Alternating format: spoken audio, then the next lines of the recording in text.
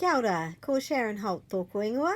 Here's an idea for a game that can help you to learn some phrases. We're starting with just 4 phrases here. So we've got over here, mahi tahi. These are all titles of our Te Reo Singalong books.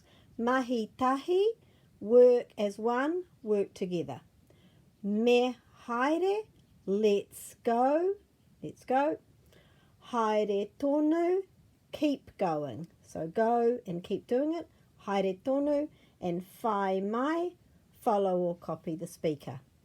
So what you do for this game is you make the cards looking like that, and then what I've got here, you can see these symbols to match, so that if you don't know which one matches, at least you'll know. Then we're just going to turn all these over like this, mix them up a bit.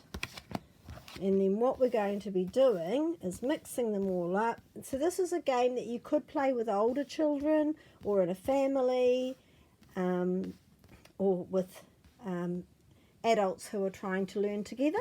So the backs are all exactly the same. So then, like any memory game, one person will come in and they'll go, oh, I'm going to have that one. So when I see that, I'm going to try and remember, what does that mean? Haere tonu. So haere means go, haere tonu. Okay, then I think, oh, that means keep going. So I'm going to look for keep going.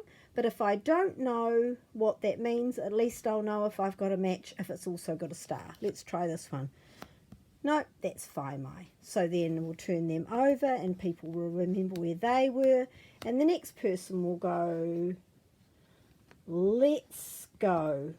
Let's go. So they think, oh, that means that's me haere in Te Reo Māori. Let's see if it's this one.